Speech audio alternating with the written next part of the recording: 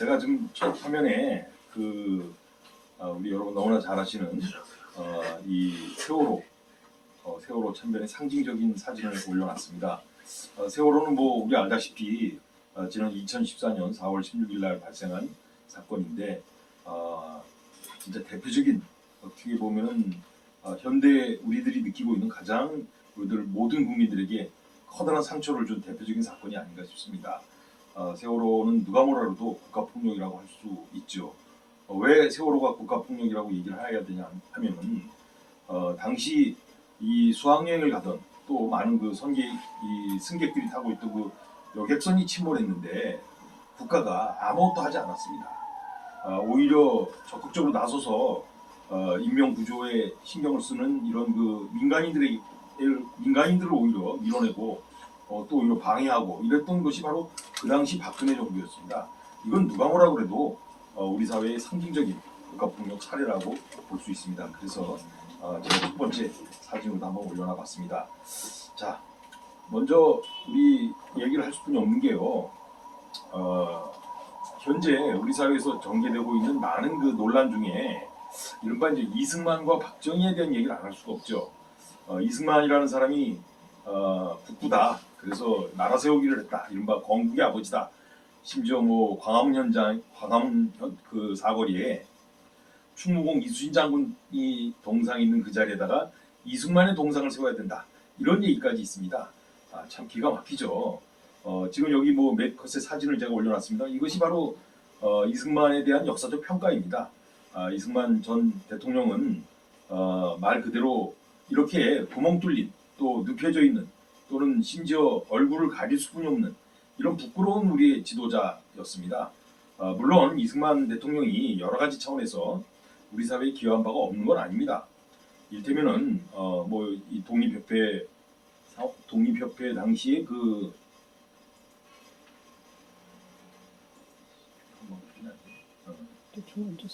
그래 이 독립협회에서도 활동함으로 인해서 구속이 됐었죠. 이때까지만 해도 열혈 청년이었던 것 같아요.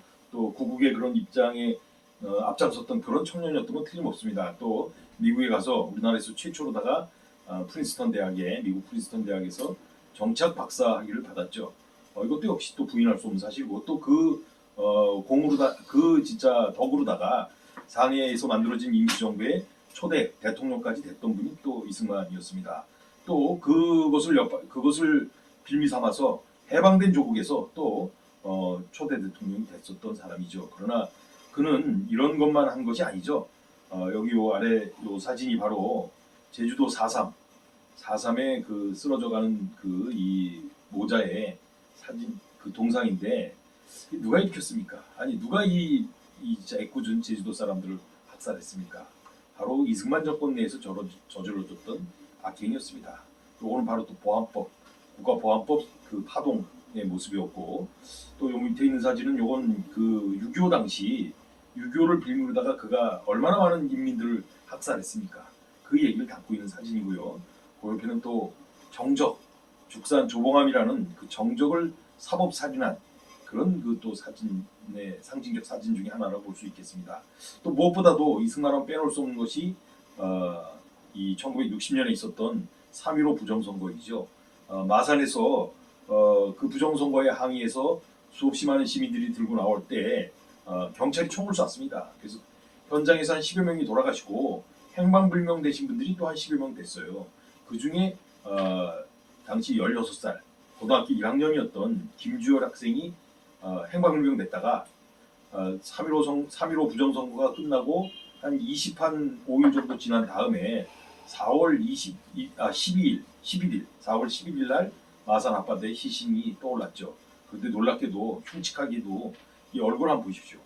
이 체류탄이 얼굴에 박혀서 뒤통수도 나온 그런 사진입니다.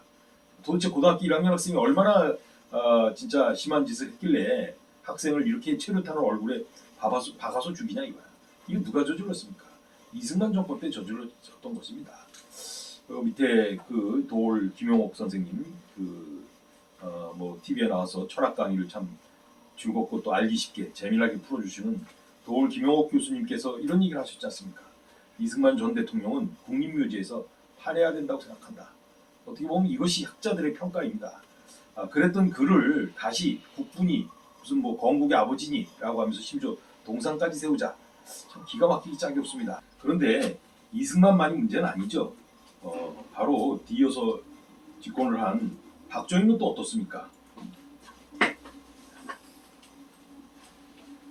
박정희 신드롬은 또 거의 뭐 광풍이다라고 할 정도로다가 지금 뭐 어제 오늘의 이야기는 아닙니다만은 많은 그 소위 그 태극기 부대라고 해야 되나요? 뭐 그 사람들에 의해서 박정희에 대한 거의 뭐 엄청난 신드롬이 지금 전개되고 있지 않습니까? 물론 박정희가 뭐 박정희가 꼭 그 나쁜 것만 한 건 아니죠. 그도 잘한 건 있습니다. 뭐 그도 어떻게 대한민국에 18년 동안이나 지도자로 있었는데 어떻게 나쁜 일만 있었겠습니까? 그러나 그가 저지른 그 많은 악행들, 특별히 이 헌법을 유신헌법으로 만들면서 장기 집권에 들어가는 이런 모습들, 그러면서 민주화를 요구했던 많은 사람들을 억압하고 탄압하고 심지어 사법살인까지 했던 그는 어떻게 보면 또 다른 국가폭력의 화신이 아닌가라는 생각을 해봅니다. 이렇게 독재자를 영웅시하고 독재 시대를 참여하는 이런 역사 왜곡은 그야말로 진짜 우리 국가를 우상이 지배하는 그리고 이성이 파괴되는 이런 국가로다 몰고 가고 있습니다. 이러다 보면 진짜 이것은 역사의식의 빈곤에서 기반한 정말 집단적 광기 현상이고, 그리고 이 총괄적으로다가 역사의 총체적 퇴행이라고 볼 수 없습니다. 그래서 우리는 반드시 이런 것은 시정돼야 된다고 보죠. 그리고 이런 그 과거의 아픈 사례를 자꾸 끄집어내서 얘기하고 밝히고 우리가 되새기게 하고자 하는 이유는 또다시 그런 전철을 밟지 않기 위해서 또다시 그런 아픔을 두 번 다시 겪지 말아야 되지 않겠습니까? 그런 의미에서 우리가 이런 역사의 아픈 과거를 찾고 되짚어보고 하는 것이라고 저는 생각을 합니다. 이런 것들이 모두 밝고 희망찬 내일을 가꾸기 위한 하나의 첫걸음이다라고 보기 때문이죠. 우리 흔한 얘기로다가 역사를 잊은 민족에게 미래는 없다라는 얘기 있지 않습니까? 예, 맞습니다. 우리가 역사를 얘기하고 역사를 공부하고 또 역사를 잊지 않아야 되는 것은 밝은 우리들의 미래를 위해서이죠. 그리고 이런 이몰 역사적 우상이 파괴되고 그리고 이성이 회복되는 사회, 그것이야말로 어떻게 보면 가장 바람직한 우리 모두가 추구하는 올바른 민주주의의 정착을 향한 노종, 험난한 길이다라고 뿐이 볼 수 없습니다. 자, 이렇게 우리가 이 이승만 시대와 박정희 시대를 거치면서 겪었던 수없이 많았던 국가폭력, 이것들을 우리가 지금 어떻게 평가해야 되냐? 저는 이렇게 생각을 합니다. 이 국가가 존립하는 이유는 여기 제가 강의 안에 써놓은 대로 이 공공질서를 유지하고 그리고 국민의 이익과 행복을 추구하며 궁극적으로는 공공선을 달성하는 데 있다. 사실 이건 너무나 상식적인 얘기 아닙니까? 국가는 이것 때문에 있는 것이지 뭐 국가가 개인 자신의 이익을 위해서 존재한다거나 또는 뭐 특정한 집단, 특정한 세력만을 위해서 존재한다거나 이건 말도 안 되지 않습니까? 국가는 진짜 공공질서를 유지하고 또 국민 개개인의 이익과 행복을 추구하는 이 위해서, 그리고 궁극적으로는 최종적으로는 공공의 목적, 공공의 선, 바로 그것이 공공의 목적이라고 할 수 있겠죠. 공공선을 달성하게 하는 데 있다. 이건 진짜 너무나 기본적이고 원론적인 이야기입니다. 그러나 실제로다 보면은 이런 원론적인 이야기 이면에는 국가가 나서서 스스로 자행했던 수없이 많은 폭력 행위들, 이른바 국가폭력이라고 볼 수 있겠죠. 이런 것이 우리 역사의 이면에는 수없이 많이 점철돼 있다라고 볼 수 있습니다. 전쟁과 권력 남용의 폭력, 사법적 살인, 의문사, 고문과 레드 컴플렉스를 이용한 억압, 이런 것들이 모두 당한 사람들 또는 옆에서 지켜본 사람들 모두에게 깊은 마음의 상처, 트라우마, 마음의 상처가 돼서 모두가 다 이런 사례들 모두가 다 민주주의의 이행에 걸림돌이 되고 있는 것도 사실이죠. 이렇게 우리가 이 과거의 국가폭력의 사례를 기억하고 또 되짚어보는 이유는 그것을 뭐 끄집어내서 진실을 밝히자는 것뿐만이 아니라 진실을 넘어서서 이른바 과거 청산의 과정, 그리고 그 트라우마, 그 마음의 상처를 넘어서서 대화합의 민주주의를 향해서 가기 위해서 우리는 이런 아픈 과거를 되짚어 봐야 된다라는 얘기를 여러분에게 먼저 드릴 수 있습니다.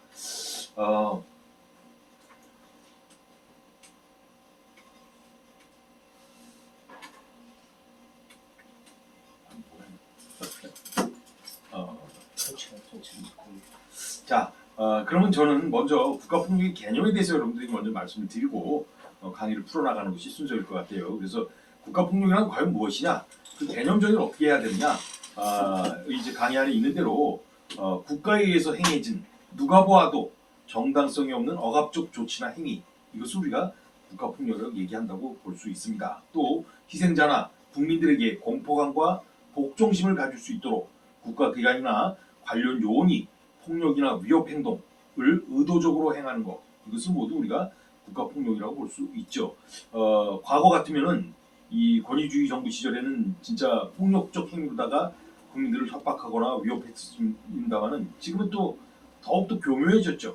지금은 오히려 이 직접적인 폭력보다는 폭력의 행사보다는 오히려 저 감시 또는 뭐 그 은근한 그 뭐 이 뭐라고 할까요, 사찰 이런 걸 통해서 오히려 나의 행동을 위축시키게 하는 거, 개인의 행동 자체가 개인의 행동의 자유를 억압하는 거, 또는 제3의 압력을 통해서 직업 선택이라든가 거주 이전이라든가 자유로운 행동의 자유를 억압하는 거, 이런 것이 이제는 오늘 시대 아마 우리 주변에 있는 국가폭력이라고 볼 수 있지 않을까 봅니다.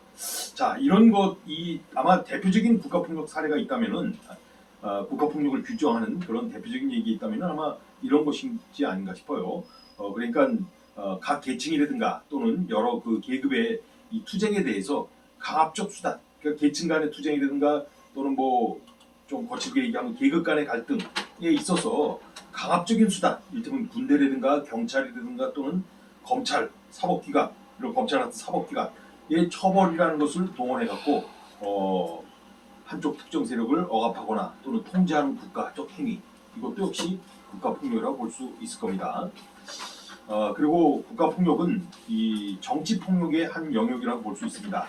그래서 정치폭력이라는 것은 말 그대로 정치적 의도를 가지고 하는 폭력행위이고, 국가폭력은 하나같이 정치폭력적 성격을 가지고 있는데, 그것은 모두가 국가폭력을 자행할 때 이 목적은 자신들이 특히 기득권을 가지고 있는 권력자들의 의도대로 행위를 소위 이제 당하는 사람들에게 그 의도대로 굴복하게 하기 위해서 하는 행위들을 우리가 국가폭력이라고 볼 수 있습니다. 여기 제가 그 뭐 시간 관계상 자세히 말씀드릴 수는 없습니다만, 여러분 뭐 아시는 대로 아버지의 이름으로라는 영화가 있습니다. 최근에 뭐 아들의 이름으로라는 그 광주 민주항쟁을 다룬 영화가 나왔다고 그러는데, 바로 이제 여기 이 제목에서 따왔다고 볼 수 있죠. 아버지의 이름으로라는 이 영화, 이 소위 북아일랜드, 영국에 붙어 있는 그 아일랜드에 붙어 있는 북쪽 아일랜드 지방, 거기가 북아일랜드 지방 아닙니까? 근데 그게 영국에 합병돼 있을 때 끊임없이 그 북아일랜드에서 독립운동을 전개했어요. 지금은 물론 뭐 자연스럽게 연합이 돼 있습니다만은 한때 이 80년대, 90년대까지만 하더라도 북아일랜드 지방은 끊임없이 파괴와 폭력 행위로서 영국에게 독립을 하고자 하는 그런 의사 표시들을 했었죠. 그때 이제 그 북아일랜드의 한 명의 이 젊은 친구가 영국 경찰에 억압되면서 소위 북아일랜드의 독립군이다라는 그런 제명으로다가, 사실은 오해였죠. 그런 제명으로다가 이 청년을 억압하는.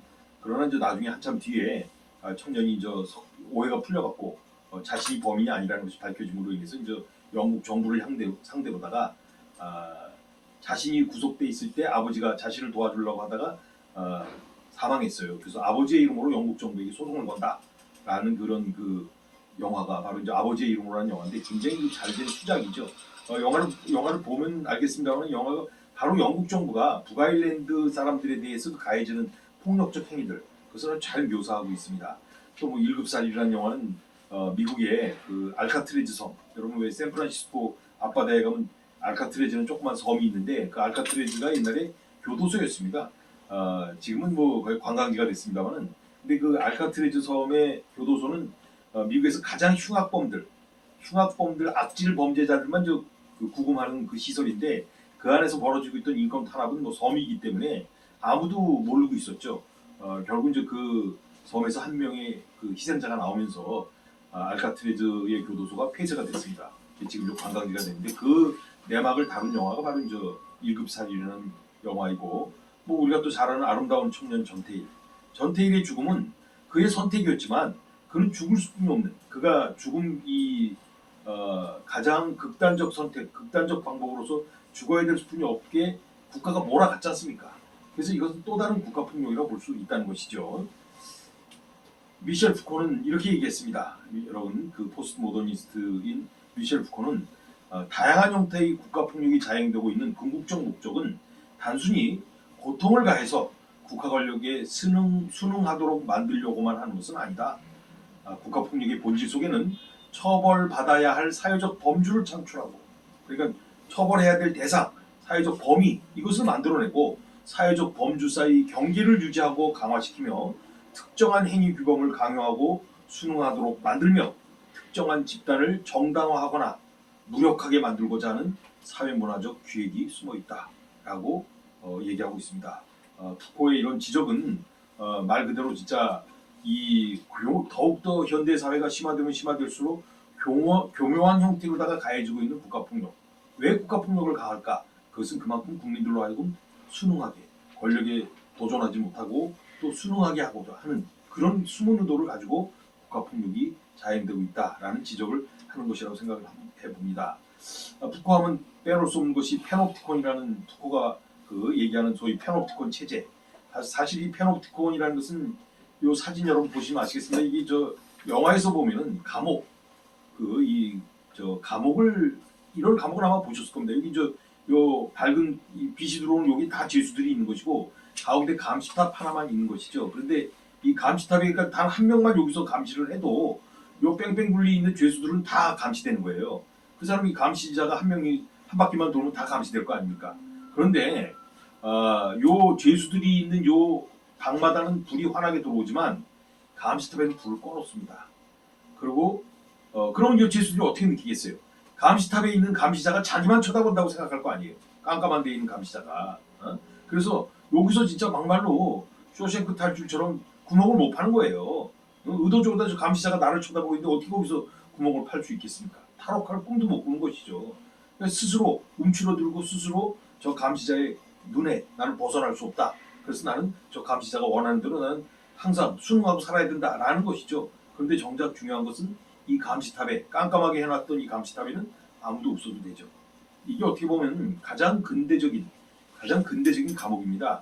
18세기 영국의 제러미 벤덤이라는 영국의 철학자가 고안해낸 이 페놉티콘이라는 것인데 미셸 푸코는 오늘 우리 사회가 바로 이 페놉티콘 체제다라고 얘기하고 있습니다. 여러분 이 애니미 오브 스테이트라는 영화가 있습니다.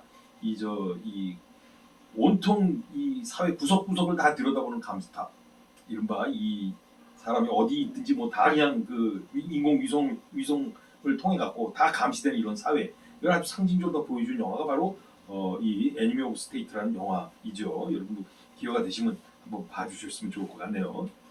자, 이제 국가폭력의 유형에 대해서 한번 얘기해 보겠습니다. 가장 크게 봤을 때 국가폭력은 제도화된 관행으로서의 국가폭력입니다. 그러니까 제도적으로다가 그러니까 법이라든가 이런 제도로다가 이미 완전히 정리가 돼서 꼼짝 못하게 거기 하는 거, 이게 바로 제도화된 관행으로서의 국가폭력이죠. 뭐 방공법이라든가 긴급조치법이라든가 사회보호법이라든가 국가보안법이라든가 개헌포고령이라든가 이런 게 바로 우리가 사실 이런 법에 의해서 저촉을 받는 그 시민의 입장이라면은 이런 법이 있으면 우리가 영향을 받을 수밖에 없습니다. 물론 여기 방공법, 긴급조치법, 사회보호법, 개헌포고령은 이미 다 해산이 됐어요. 없어졌어요. 그러나 지금도 여전히 남아있는 것은 국가보안법이죠. 국가보안법은 정말 끈질기게 우리 주변에서 남아갖고 우리를 지금도 옥죄오고 있는 것이 국가보안법 아닙니까?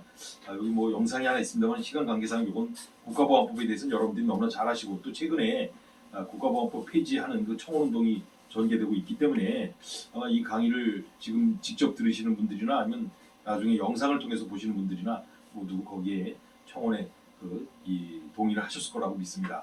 하루빨리 국가보안법이 없는 그런 그 사회가 돼야 되지 않을까라고 생각을 해봅니다.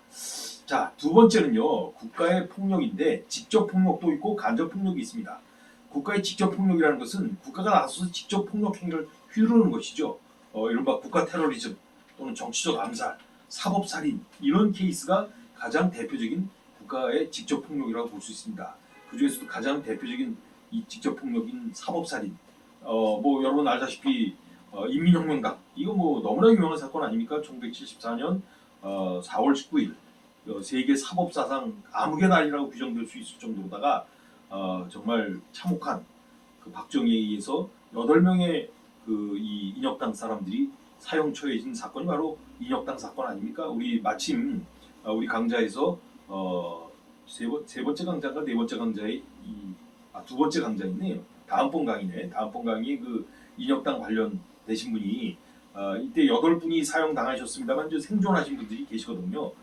따로 이제 징역형을 받고 또 많은 고문과 이런 피해를 받으신 분들 중에서 한 분이 아마 나오셔서 여러분들에게 당신이 당했던 그런 생생한 얘기를 전해줄 거라고 믿습니다. 그러니까 인혁당 또 잊을 수 없는 사건이 있다면 조용수 민족일보 조용수 민족일보를 폐간하고 사장인 조용수를 간첩죄로다 몰아갖고 국가보안법 위반으로다가 사형시킨 이것도 역시 뺄 수 없는 그런 사건이라고 볼 수 있습니다. 그런데 이 인혁당 사건은 2007년에 대법원에서 무죄로다 확정 판결이 났습니다. 그럼에도 불구하고 아직도 진행 중입니다. 왜? 대법원에서 무죄로다가 재심 청구해서 확정 판결이 났기 때문에 이분들이 민사소송을 걸어서 국가로부터 배상금을 받았어요. 그런데 그 배상금이 많다고 배상금 계산을 잘못했다고 돌려내라 라고 국가가 또 판결을 했어요. 그러니까 이 사람들이 생각을 해보세요. 33년 만에 무죄 판결을 받아서 이제 비로소 그동안 빨갱이였다, 빨갱이의 자식이었다, 빨갱이의 후손이었다는 손가락질 당하면서 학교인들 제대로 다녔겠습니까? 직장인들 제대로 가졌겠습니까? 이제 간신히 국가로부터 매덕 받은 배상금으로서 물론 저 당사자들은 돌아가시거나 또는 고문 휴직중이나 힘들게 사시는 분들이지만 그래도 하여간 국가가 해줄 수 있는 최소한의 것이다 해서 배상금을 몇 푼 드렸는데 그 배상금 계산을 잘못했다는 거예요. 그래서 물어내라, 돌려달라라는 거예요. 국가로 다시 돌려내라는 거예요. 그런데 생각을 해보세요. 그분들이 그 험난한 시절을 정말 아무것도 없이 배움도 못 하고 직장도 제대로 못 갖고 살 때 얼마나 우리 사회 최하층민의 생활을 했을 거 아닙니까? 근데 그분들이 받은 돈을 딴 데 쓰기 얼마나 바빴겠어요. 빚도 청산해야 되고 아버지로서 조금만이라도 그 자녀들에게 조금이라도 좀 이렇게 체면 치료도 하려고 애를 썼고 이런 이미 다 써버렸는데 계산 잘못했다고 돌려달라는 거야. 그리고선 그것도 제대로 안 갚으면은 이자를 또 붙입니다. 그런데 이게 완전히 국가가 고리대금업자야. 20%라는 겁니다. 연리. 지금 무슨 은행 이자가 1%도 채 안 되는 상황인데 연리 20%라는 게 어디 있어요? 이게 고리대금업자지 국가가 국민을 상대로다가. 그래서 20%를 내라고 그러니 아니 이 사람들이 이거 돈을 어디서 마련하냐고요. 그러다 보니까 배보다 배꼽이 더 커진 거예요. 자 여러분 어떻습니까? 이게 지금 참 문재인 정부에서 아직도 해결이 안 되고 있습니다. 오히려 그 박지원 씨가 지금 국정원장 됐는데 국정원에서 계속 지금 이 소송을 걸고 있습니다. 이분들에게 2번 죽이고 있습니다. 정말 이게 뭐 하는 짓인지 모르겠어요. 문재인 정부 들어서서 아무리 할 일이 많고 산적했다 하더라도 이런 문제 정도 하나 해결은 해줬어야죠. 이분들이 지금 정말 오늘 하루가 힘든 분들입니다. 근데 이분들이 과거에 우리 사회 민주화를 위해서 이렇게 고생하셨던 분들인데 지금 또 다른 폭력행위를 하고 있는 걸 생각하면은 참 기가 막히고 정말 안타까운 마음을 금할 수가 없습니다.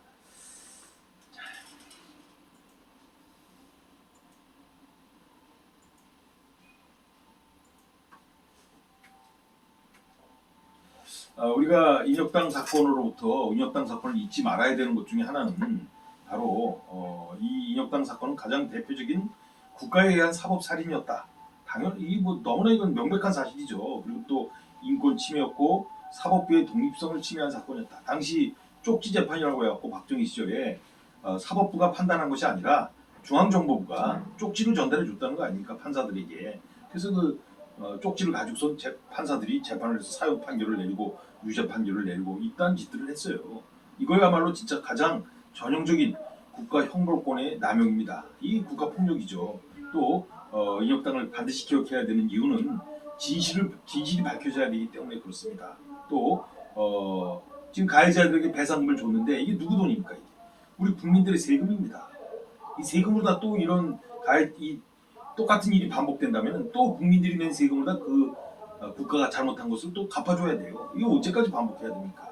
거기다 또 국가 배상금의 문제. 이거는 사실 박근혜 정부 시절에 양승태 대법원장 시절에 양승태 대법원장이 박근혜 당시 그 대통령 국민에게 잘 보이려고 정말 뭐 아버지 시절에 아버지가 집권했던 박정희 정권 시절에 저질렀던 많은 이 국가폭력 사례들을 박근혜 대통령이 싫어한다라고 하니까 아주 혼쭐내주겠다라는 그런 그 앙심을 품고 사실은 나쁜 짓을 한 겁니다.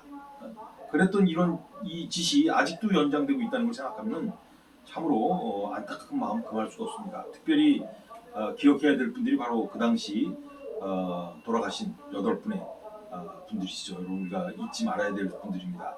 김용원, 도혜종, 서도원, 송상진, 여정남, 우홍선, 이수병, 하재환 이 8분들입니다. 물론 이분들이 다음 시간에 인혁당 사건을 다룰 때 나오셨으면 좋겠습니다만 이분들은 이미 불기획이 되신 분들입니다. 그런데 이분들만 피해를 받으신 건 아니고요. 또 많은 분들이 유죄 판결을 받으셔갖고 또 엄청난 그 우리 사회의 희생자로서 남아 계십니다. 그분 중에서 한 분이 아마 이창복 선생님이 얘기되신 것 같아요. 아까 영상에서 잠깐 보셨던. 그래서 이창복 선생님 나오시면은 당시 그 당시 겪었던 생생한 얘기를 전해주실 수 있을 것이라고 믿습니다. 네, 바로 그 8분 중에 한 분이 이수병 선생님이십니다. 이수병 선생님. 이수병 선생님은 오늘 지금 현재 경기도 이천에 있는 민주화운동 기념공원에 바로 묘지가 되어 있습니다. 바로 이 자리가 그 이천에 있는 민주화운동 기념공원입니다. 거기 모셔져 있습니다. 이수병 선생님 뒤가 넓죠. 여기가 아마 여기 지금 다른 분들도 인혁당으로다가 희생되신 분들이 여기 다 모두 다 같이 묘지를 쓰시기도 하셨다고 합니다. 그래서 지금 한 분씩 지금 이쪽으로다가 들어오시고 계십니다. 이건 좀 이 사모님과 자녀들 두 분이 아버지 제삿날을 맞춰서 작년에 아버지 기일을 맞춰서 여기 와서 이제 차례를 모시고 사진을 찍은 것입니다. 기념공원에 김동민 소장님께서 찍어서 저한테 보내주셨습니다. 참 진짜 우리 현대사의 모진 세월을 다 겪으신 그런 분들입니다. 지금도 근데 여전히 곤란에 처해 계시죠. 배상금 때문에 배상금을 돌려내라고 국가가 난리를 치니까 참 안타까운 마음 금할 수가 없습니다. 자, 또 우리가 직접 폭력이 이런 것이라면 간접 폭력도 있죠. 간접 폭력의 대표적인 사례가 있다면 아마 철거민들에 대한 폭력 행위일 겁니다. 여기 사람이 있다. 바로 이게 어떤 구호 같습니까, 여러분? 그렇죠. 2009년에 있었던 용산 참사. 용산 참사에서 외쳤던 거기서 희생되신 철거민들이 여기 사람이 있다. 그만 물대포도 그만 쏘고 그만 때리고 불나 있다라고 외치는 그런 절규입니다. 이 모습은 뭐 같습니까? 이게 참 명동에서 재개발한다고 할 때 정말 그 세입자들이 재개발을 반대하고 철거를 반대할 때 이놈들이 누구 같아? 이 등치들을 보세요, 이놈들. 뭐 진짜 이놈들이 근데 이게 용역들이에요. 회사 직원이야 얘네들이. 그러니까 옛날 같으면은 조직폭력배가 진짜 저 문신이나 하고 돌아다니면서 좀 양아치 짓을 했는데 지금은 좀 회사를 차려갖고 회사에서 집단적으로 다 이런 그 용역 사업을 합니다. 용산 참사에서 나왔다시피 용산 참사에서도 보면 그 용역 깡패들이 그 경찰들과 함께 물대포 쏘고 그런 사진들이 있어요. 이것처럼 이 용역 깡패들이 이 힘없는 철거민들을 위협하고 힘으로 다 몰아내고 그럴 때 경찰이 그걸 당연히 막아줘야 되잖아요. 그런데 경찰은 수수방관합니다. 이건 사인 간의 접촉이고 사인 간의 행위일 뿐이지 우리 낄 수 없다라고 경찰들이 물러나 있습니다. 이게 어떻게 사인 간의 행위입니까? 이럴 때 경찰이 나서라고 우리가 세금 내고 말이야, 저 경찰들을 옷도 사입히고 말이야 월급도 주고 그러는 건데 일단 수수방관하고 있어요. 이게 바로 국가의 간접폭력 행위라고 볼 수 있죠. 뭐 영상을 하나 준비했는데 시간 관계상 넘어가도록 할게요. 철거민에 관련된 영상입니다. 우리가 잊을 수 없는 2009년 1월 19일인가요? 1월 그날 있었던 그 용산 참사의 현장이죠. 그때 그 1월 달은 얼마나 춥습니까? 2009년 1월 달에 이 진짜 엄동설안에 이 철거민들이 그 당시 오세훈 시장이 그리고 지금도 저 오세훈 씨가 다시 서울시장이 됐는데 오세훈 씨 하면은 떠오르는 게 재개발 아닙니까? 특히 용산에는 이른바 용산 프로젝트라는 진짜 희망찬, 야심찬 30-40조 원의 엄청난 돈이 들어가는 용산을 새롭게 개발한다라고 하면서 거기다 마철로 100층 이상의 건물을 5채인가 6채인가를 짓는 데는 이런 허황되기 짝이 없는 그런 뭐 환상적인 이런 그 이 프로젝트를 제시하면서 이 일대에 사는 사람들을 몰아낸 것이죠. 그런데 이 사람들이 뭐 땅 주인이라든가 집 주인 같은 경우는 그나마 보상금이라도 받았지만 여기서 세입 이른바 세입자들 평생 여기서 진짜 짜장면집하고 뭐 치킨집하고 세탁소하고 그런 분들이 어디로 가겠어요? 이 사람들 가라 그러면 어디로 가냐고. 찔끔 보상금 찔끔 주고 내쫓으면 어디로 가겠어요? 그러니까 이분들이 갈 수 없다. 우리가 이 보상금을 받고 우리가 어디 가서 살란 얘기냐 하면서 여기 남일당이라는 건물 5층 꼭대기에다가 거푸집 이런 그 저 양철로다가 거푸집을 세운 거예요. 근데 세우자마자 그날 새벽에 새벽 뭐 6시인가 5시에 이때 컨테이너 박스가 올라온 겁니다. 이 남일당 꼭대기로다가 타워 크레인에 의해서 올라온 거예요. 꼭이저 옥상에 딱 컨테이너 박스가 내려가니까 그 뚜껑이 딱 열리면 거기서 마치 트로이 목마처럼 특공 경찰대들이 무술 유단자인 특공 경찰들이 뛰쳐나온 거예요. 그래갖고서 철거민들을 두들겨 패니 이 사람들이 어떻게 어디로 가겠냐. 여기 매달려 있는 사람 보십시오. 그러다가 이제 불이 붙었죠. 그래서 결국 여기서 5명의 철거민이 사망하시고 경찰관 1명까지 해서 도합 6명이 희생된 것이 바로 용산 참사이죠. 이게 뭐 어떻게 이런 일이 지금 그 일어났다는 거 참 기가 막히죠. 정말 누가 책임질 겁니까? 그 당시 주요한 직책에 있었던 사람들 누구도 책임지지 않았습니다. 대통령이 책임을 졌습니까? 서울시장 이명박 저 당시 그 대통령이 책임을 졌습니까? 아니면 오세훈 서울시장이 책임졌습니까? 아니면 이 당시 경찰 특공대를 진입하라고 총지휘를 했던 이 김석기 경찰청장 이 사람이 책임을 졌습니까? 아무도 책임지지 않았어요. 오히려 농성을 하다가 희생된 일방적으로 두들겨 맞고 옆에서 가족이 이 숨이 끊어지는 모습을 지켜만 봤던 이 철거민들이 오히려 유죄 판결을 받았어요. 그래서 그분들이 다 4년 5년씩 형을 살고 참 그런 그것이 바로 우리 현대사였습니다. 어떻게 이런 일이 진짜 2009년에 있었는지 참 기가 막히기 짝이 없습니다. 아직도 해결되지 않은 것이죠. 그런데 이 용산 참사는 남의 얘기가 아닙니다. 아직도 진행 중입니다. 언제 또 터질지 모릅니다.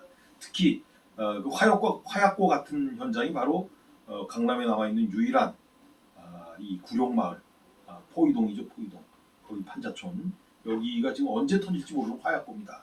강남에 진짜 밀리고 해서 옛날 초창기에 강남에 그 당시 뭐 누가 살았겠습니까? 초창기 시절에 거기에 터를 잡고 살기 시작했던 사람들이 지금 한 3천여 가구가 거기 산다고 하는데 이분들이 지금 언제 쫓겨날지 모르는 또 언제 철거 용역들이 들이닥치고 뭐 서울시장 또 오세훈이 됐으니 뭐 그 사람 줄기하는 재개발 언제 투입될지 모릅니다. 참 화약고 같은 이런 현장이 지금도 여전히 남아있다. 참 끔찍하기 짝이 없습니다. 자, 이 국가폭력으로 다 인해서 발생하는 그 피해 상황으로 피해는 어떻게 볼 수 있느냐? 크게 봐서는 사회적 피해와 개인적 피해 두 가지로 다 나눠볼 수 있습니다. 사회적 피해는 뭐 당연히 가해자가 있고 피해자가 있는데 또 그들이 화합하지 않았는데 어떻게 사회가 통합될 수 있겠습니까? 먼저 진실이 밝혀져야 되고 그리고 또한 가해자가 피해자를 찾아와서 용서를 빌어야죠.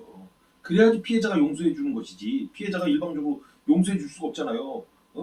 가해자가 잘못했다고 얘기도 하는데 어떻게 용서를 하겠습니까?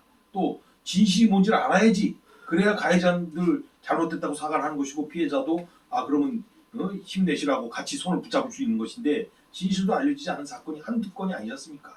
그러다 보니까 사회적 통합은 불가능해지는 겁니다. 그래서 결국 정의사회가 실패되고 또 도덕성마저 상실되는 사회 이것이 어떻게 보면 국가폭력이 이 결과로도 나오는 가장 큰 피해 이른바 사회 통합이 안 되는 그런 것이라고 볼 수 있습니다. 또 개인적 피해는 또 어떻겠습니까?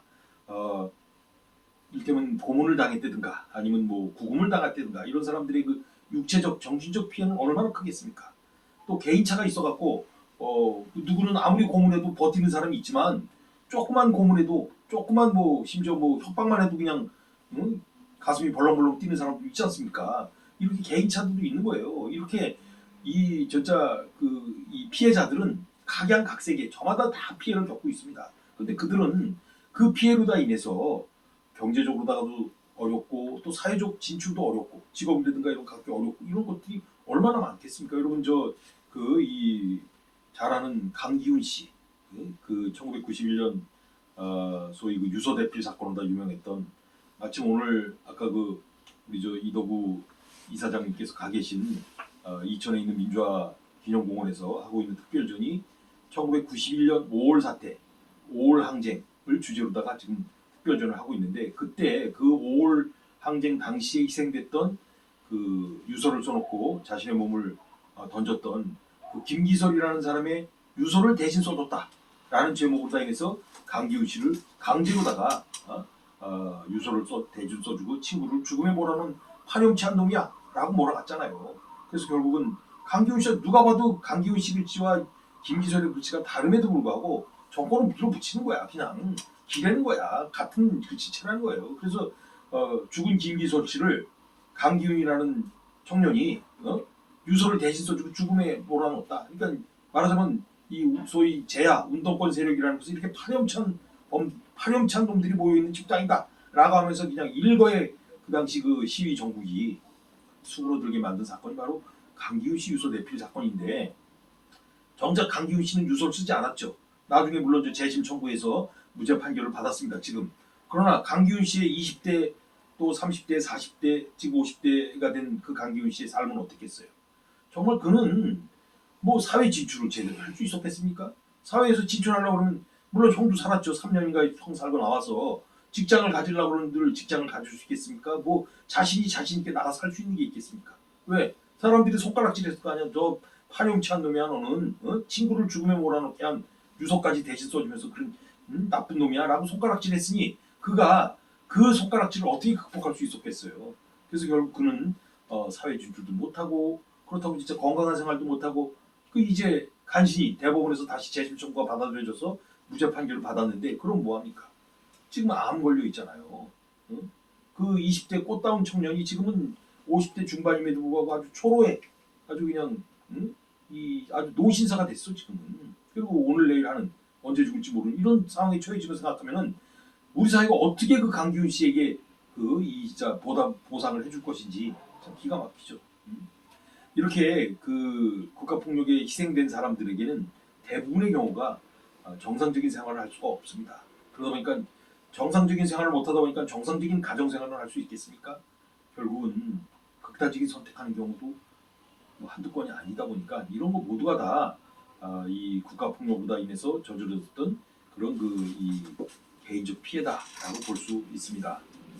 자, 그러면 이런 국가폭력이 왜 1980년대 들어서도 여전히 계속되고 있느냐?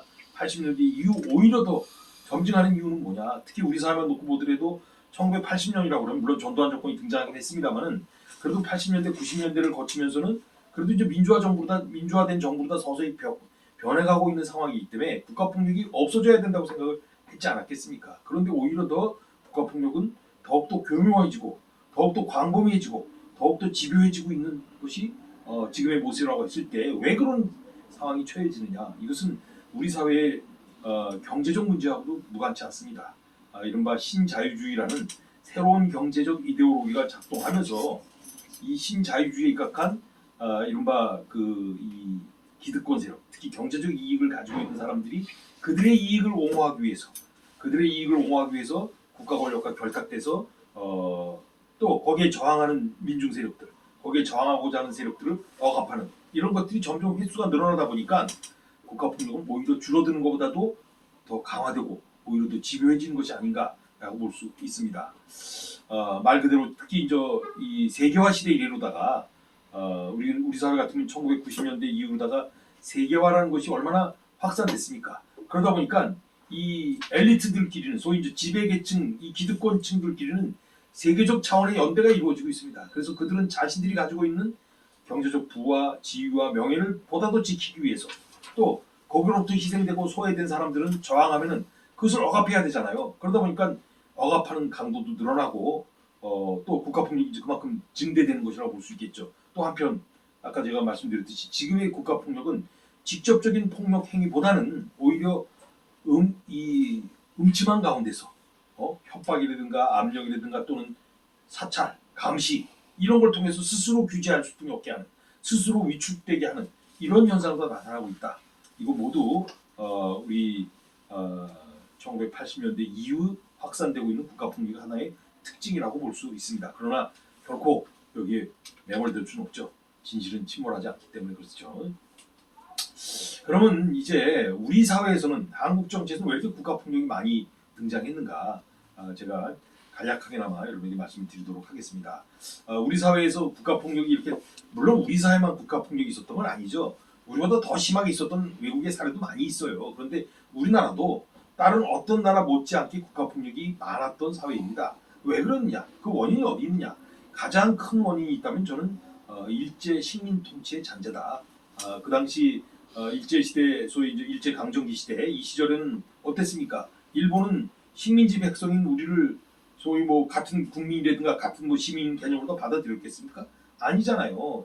일본을 위해서 언제든지 희생될 수도 있는 존재로 생각했어요. 그렇기 때문에 언제든지 폭력적 행위로다가 소위 조선 사람들을 진압할 수뿐이 없었습니다. 또 폭력으로 다 대할 수뿐이 없었던 것이 그 시절의 모습이고 그것이 어떻게 보면 그 해방된 이후에도 그것이 계승돼 갖고 소위 우리 지금 그런 얘기 있잖아요. 뭐 저 조선 놈은 좀 패야 돼 이런 얘기들 일제 시대 때 일본 놈들이 했던 말을 지금 우리도 쓰고 있잖아요. 그러니까 이런 걸 놓고 보면은 그 당시에 그런 그 폭력적 행위를 통해서 국가의 질서를 유지했던 그 모습이 그대로 계승된 겁니다.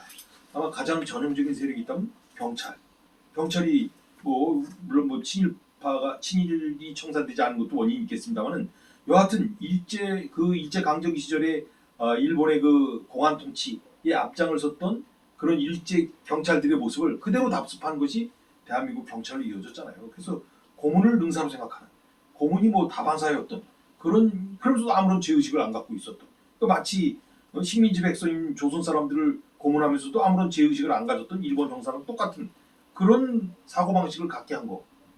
그런 것이 통치 행위다라는 것으로 뭉뚱그려지는 거. 이런 게 바로 가장 대표적인 한국 사회에서 국가폭력이 크게 생기게 했던 원인이 아닌가 싶습니다. 두 번째는요. 분단이죠. 분단으로 다 인한 이 소위 반공국가.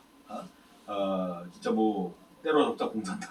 뭐 제가 학교 다니고 그랬던 시절에 포스터 했다 하면 이거였고 웅변대회 했다 하면 때려잡자 공산당이었어요. 무찌르자 공산당 이거였습니다. 이 뭐 반공국가로 만들었잖아요. 국시가 반공이었잖아 우리가. 지난 1980년대 국시가 반공이 아니라 통일이다 이렇게 얘기했다가 국회의원 잘렸다고. 그것도 국회의사당에서 우리의 국시는 반공이 아니라 통일이다라고 외쳤던 그때 유성환인가 하는 그 야당 의원이 신민당 의원이 국회에서 제명됐어요. 그 얘기했다고. 그 정도로 다 철두철미하게 반공 위주 소위 이 빨갱이 뭐 잘못 자기 정정만 됐다면 빨갱이잖아. 바로 이런 죽산 조봉환 같은 사람들 다 빨갱이야. 이게 다 시국사범들 대부분의 경우가 빨갱이로 몰려갖고 아무런 죄도 없음에도 불구하고 오로지 독재자에게 저항했다는 이유 하나뿐이 없는데 그걸 빨갱이로 몰아갖고 척결했던 이런 모습들. 이게 바로 어떻게 보면 우리 사회의 국가폭력이 다른 어떤 사회보다도 많이 생기게 된 원인 중에 하나다. 세 번째 원인은요. 전쟁이라고 볼 수뿐이 없겠죠. 근데 전쟁을 통해서 계승됐던 이념의 갈등 이것이 지금도 계속되고 있지 않습니까? 여러분 소위 이 가스통 몰고 다니는 이분들 물론 이 사진은 북파공작원의 사진이긴 합니다만은 뭐 하여간 이분들도 뭐 다 이런 그 이데올로기적 대립의 희생자들이니까 지금 뭐 태극기 부대 참 성족이 이스라엘인은 왜 갖고 나오는지 하여간 이분들의 모습들을 보면은 이분들은 뭐 오로지 그냥 때려잡자 공산당 아닙니까? 지금도 전혀 상식적인 건전한 논의가 통하지 않는 영역이 바로 이 영역이에요. 이분들한테 우리 대화 좀 하시자. 대화가 안 되잖아요. 왜 그러겠습니까? 그분들은 이데올로기의 노예가 되어 있기 때문에 그래요. 그래서 그분들은 건전한 대화 자체가 안 되고 있는데 왜 그러느냐? 전쟁, 유교라는 이 전쟁의 영향보다 우리가 크게 소위 이제 영향받은 것이다. 그리고 이런 것들이 확산돼 갖고 국가폭력이 크게 늘어날 수밖에 없었다라고 볼 수 있죠. 또 네 번째는 이 독재 정치의 수단으로서 폭력적 행위를 썼다는 것입니다. 이른바 이승만, 또 이 박정희, 전두환, 노태우, 이후에도 물론 우리 민주정부 말고 이 권위주의적 통치를 했던 그런 대통령 시절에는 모두가 다 폭력적 행위로다 국민들을 진압했죠. 그야말로 이 폭력을 왜 썼나? 자기의 통치 수단이라는 거야. 근데 그 통치 수단이 순전히 자신들이 가지고 있는 권력, 일반 독재 권력, 그것을 강화하는 데 썼잖아요. 그러다 보니까 이 시절에는 국가 폭력이 크게 확산되고 늘어날 수뿐이 없었다라는 것이죠. 또 다섯 번째는 군사문화입니다. 군사문화. 소위 박정희와 전두환, 노태우로 이어지는 군 출신들에 의해서 저질러졌던 통치 행위들. 그때는 그야말로 진짜 뭐라 그럴까요? 군사 문화가 우리 사회 전반적인 모든 곳에 영향을 얼마나 많이 미쳤습니까? 특히 군사 문화라는 것은 안 되면 되게 하라. 무슨 할 때까지 뭘 해라. 뭐 이런 얘기들.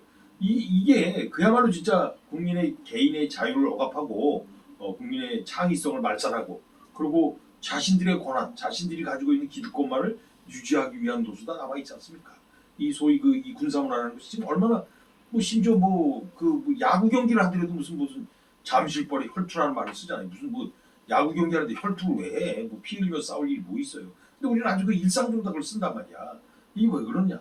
바로 군사 문화의 영향이라는 것이죠. 군사 문화가 확산되다 보니까 국가 폭력이라는 것은 군인들에게 예를 들어서 얼차례라든가 이런 것 같은 것이 다반사였듯이 국민들도 그렇게 생각을 하는 거예요. 그러니까 국민들에게 웬만한 폭력 행위들, 웬만큼 가해지는 국가 폭력은 폭력도 아니다라는 생각을 하게 되는 것이 그 당시 군사 문화에 젖었던 지도자들의 모습이었고 이것이 결국 우리 사회의 국가 이 폭력을 크게 확산시키는데 역할을 했다라고 볼 수 있죠.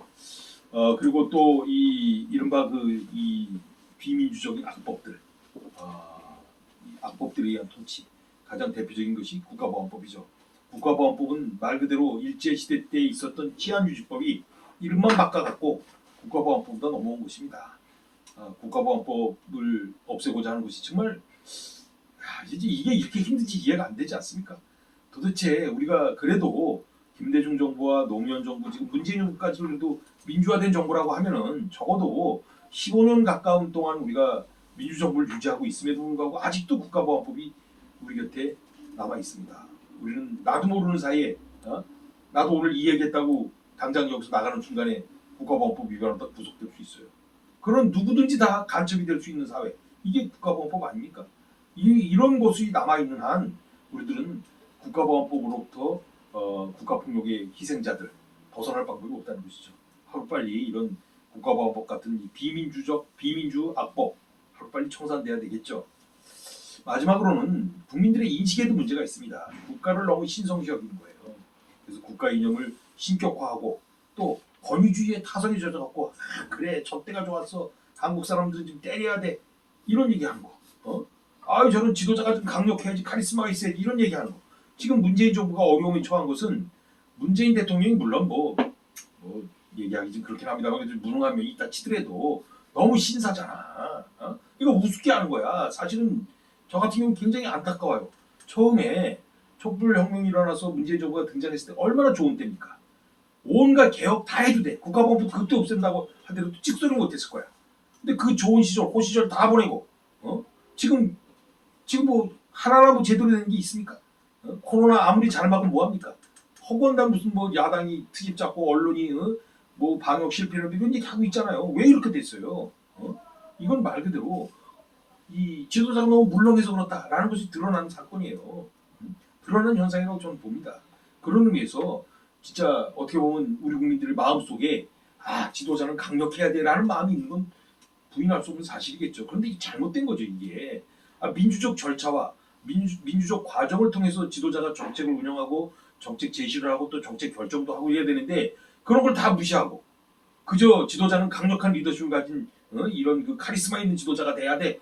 그런 사람이 통치해야 돼. 라고 생각하는 우리들의 마음에 문제가 있는 것이죠. 그러다 보니까 심지어 여기 박근혜가 구속될 때 뭐라고 그랬습니까?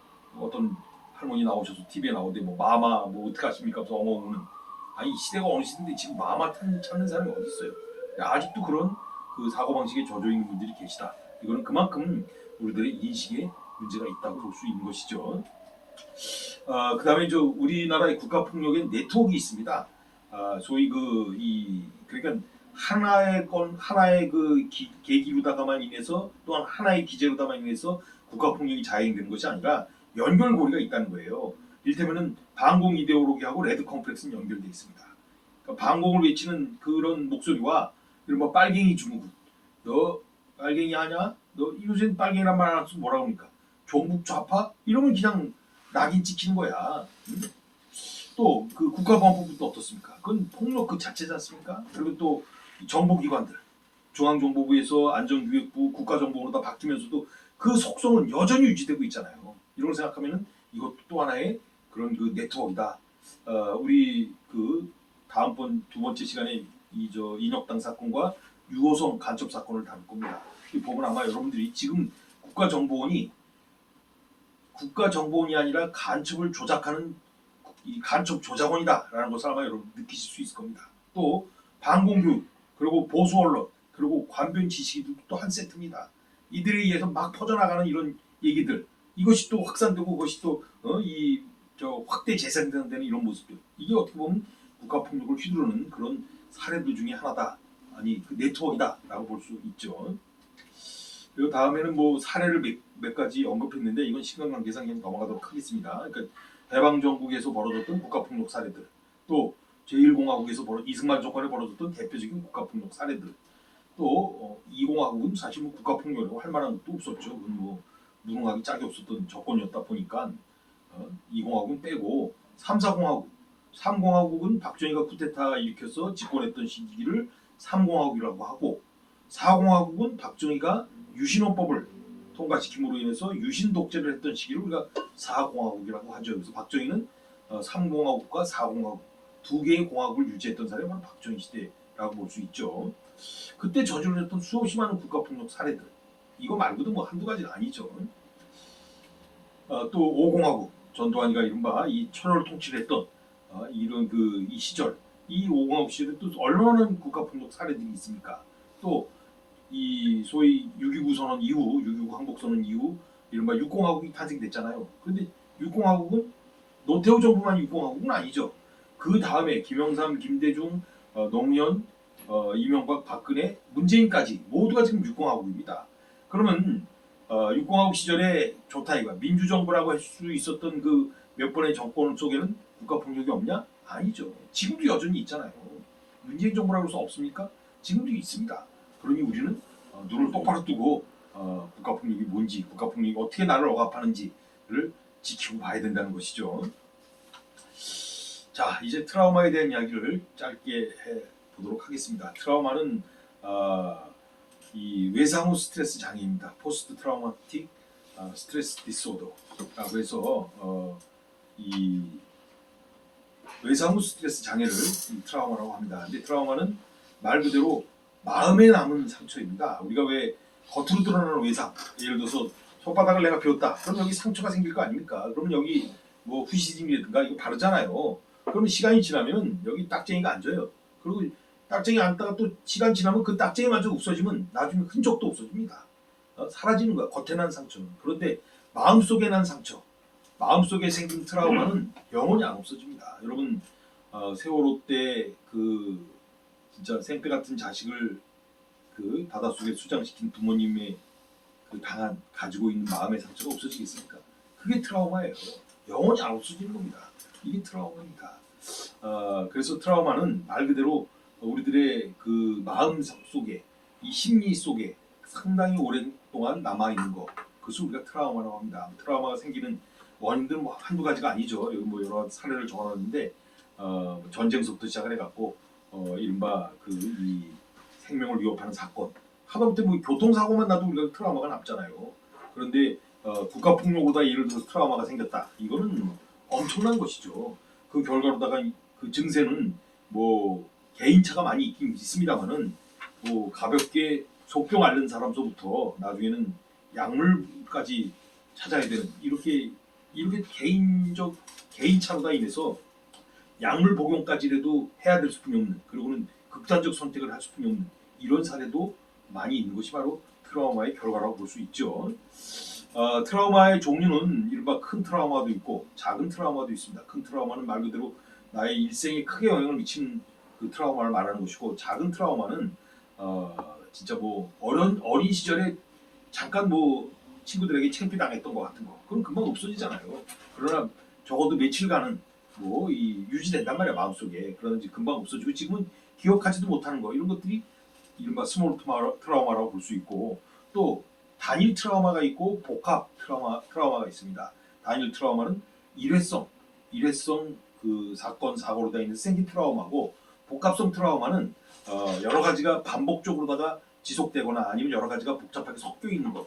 대표적인 것이 있다면 아마 그 초중고등학교를 다니면서 왕따 당한 친구들, 이런 친구들 경우가 아마 이런 복합성 트라우마에 그 매몰되어 있는 그런 케이스라고 볼 수 있겠죠. 뭐 트라우마는 말 그대로 진짜 개인의 삶에 커다란 영향을 미치는 것이기 때문에 서로가 서로를 위해서 조심해 줘야 되죠.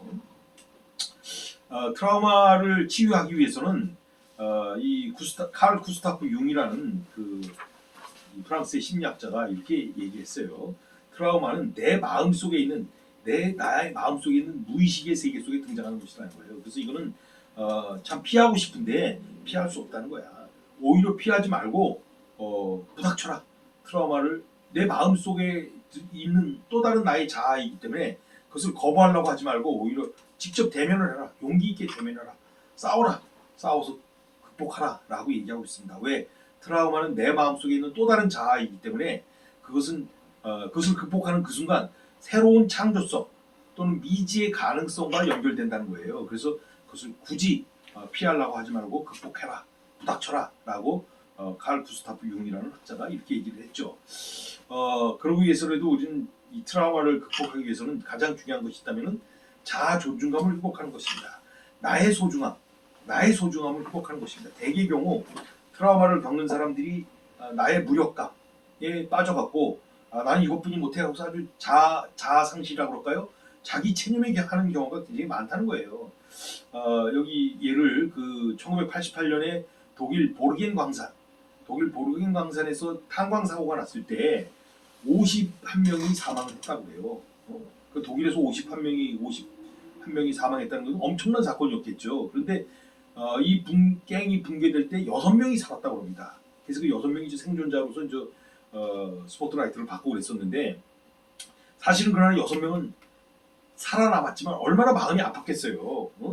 이 옆에서 죽어가는 친구들을 봤잖아. 근데 나만 살았어. 그럼 죄책감은 또 얼마나 컸겠어요. 그래서 참 어떻게 보면 살기는 살았대 죄의식에 파묻혀서 사는 사람들이었다는 거예요. 그런데 어느 날 생존한 광부 한 사람이 길거리를 지나가는데 저만큼 해서 이 51명, 죽은 51명의 한 명인 한 명의 그 부인이 자기하고 잘 알고 있는 자기 친구였던 사람이 51명의 한 명으로 다 죽었단 말이야. 근데 그 친구의 부인이 저쪽에서 걸어오더라는 거예요. 그래서 그 부인을 보는 순간 갑자기 죄스러운 생각이 들고 부끄럽기도 하고 해서 얼른 옆에 골목으로 숨었대요. 근데 그 부인이 막 달려오더니만 숨어있는 자기를 끄집어내더니만 반갑다고 하면서 인사를 하더라는 겁니다. 그래서 이 사람은 고개도 못 들고 아이고 그래요 뭐 무슨 건성으로다가 아이고 건강하셨습니까? 라고 이제 건성으로다 인사를 했겠죠. 근데 그 부인이 그러더라는 거예요. 선생님, 나를 피하지 마세요. 나는 당신이 있었기 때문에 내 남편의 마지막 모습을 당신을 통해서 내가 증언을 들었잖아요. 당신은 나한테 너무너무 소중하고 너무너무 고마운 분입니다. 당신이 만약에 그때 생존하지 않으셨다면 내 남편의 최후의 모습을 아무도 기억해 주지 못하고 더군다나 나도 알지 못했을 뻔했지 않았습니까? 당신이 계셨기 때문에 내 남편의 최후를 내가 그래도 얘기를 들을 수 있으니 당신은 얼마나 나한테 고마운 사람입니까? 라고 했다는 겁니다. 그래서 그 생존한 그 광부는 그 부인의 얘기를 듣고 새롭게 깨달았다는 거예요. 그렇지, 내가 살은 것은 정말 하늘이 준 기회고 또 나는 이거 역할을 해야 된다. 나는 소중한 사람이다. 라고 하면서 그 다음부터 그 친구들 생존한 나머지 5명과 함께 어울려 다니면서 독일 전역을 돌아다니면서 증언을 했다는 거예요. 이렇게 내 친구들과 이런 사고를 겪었고 이 속에서 내 친구들이 정말 참 희생정신을 통해서 이렇게 사망했다라는 얘기를, 그런 아름다운 이야기를 독일 전역을 다니면서 하고 다녔다라고 얘기하더라고요. 이것처럼 자아 존중감을 회복하는 것, 이것이 트라우마를 극복하는 가장 확실한 방법이라고 합니다. 그러나 이제 국가폭력을 얘기하면서 트라우마와 관련돼서 가장 중요한 것이 있다면 역시 진실이 알려져야 되겠죠. 진상이 알려져야 되고, 그리고 또 가해자가 피해자에게 와서 사죄를 해야 됩니다. 그래야지만 피해자가 용서해 줄 수 있잖아요. 그런데 가해자가 와서 사과를 했는데 안 돼, 저리가, 넌 다시 안 볼 거야 라고 할 수 있는 피해자가 누가 있겠습니까? 진정성 있는 마음을 가지고 사죄를 하는데 그걸 거절할 사람이 누가 있겠어요? 우린 최근에 참 아름다운 모습을 하나 봤죠. 여러분 기억나십니까? 광주 민주항쟁 때 계엄군으로 다 참여했던 사람이 자신의 총에 의해서 희생된 그 유가족을 찾아와서 눈물로서 사죄를 했습니다. 그때 유가족이 매몰차게 너 때문에 우리 가족이 죽었어 라고 비판했습니까? 아니잖아요. 정말 진실이 알려지고 그리고 가해자가 피해자한테 찾아와서 진정성 어린 마음으로 사죄를 할 때 어느 누가 그 가해자를 내돌려치고 말이야 안 본다고 저리 가라고 그럴 사람 누가 있겠습니까? 저렇게 진정성 있는 사과를 한다면은 받아주는 거예요. 그러면 정말 저 피해자의 가족, 피해자의 마음속에는 정말 비록 가족은 잃었지만 그래도 그동안 그 맺혔던 한이 얼마나 풀리겠습니까? 이게 화해 아닌가 싶습니다. 이게 역사의 화해다라고 생각을 해봅니다. 자, 결론을 들어가도록 하겠습니다.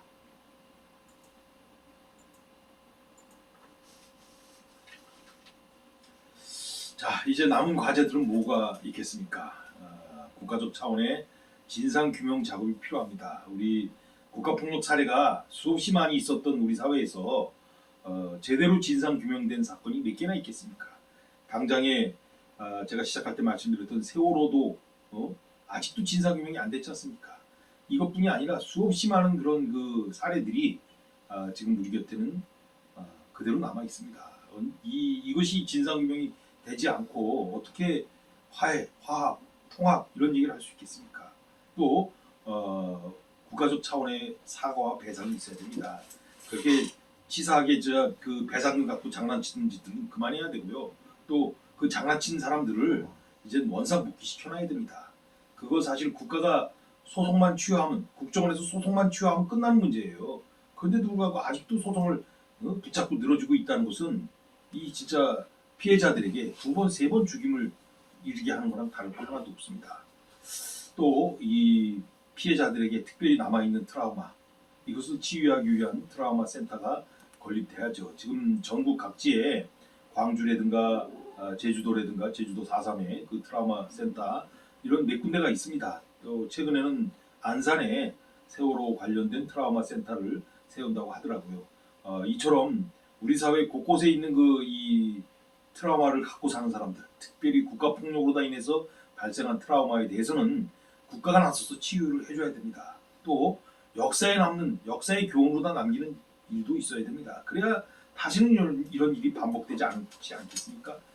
그래서 역사에 반드시 남겨서 특히 교과서에서도 반드시 실어줘야 됩니다. 그래야 우리 사회가 정의가 무엇이고 불의가 무엇인지를 구별할 수 있는 그런 건전한 시민의식이 자리 잡는 그런 사회가 될 것이기 때문에 그렇습니다. 또 국가보안법 같은 이런 천하의 악법들 빨리 철폐해야 됩니다. 그래서 누구든지 사상의 자유를 누릴 수 있는 그런 나라가 돼야 되겠죠. 그러기 위해서라도 진실과 화해를 위한 위원회가 다시 활동해야 됩니다. 물론 최근에 쥐나이가 다시 재가동됐습니다만은 여전히 아직도 피꺼덕거리고 출범 제대로 못하고 있습니다.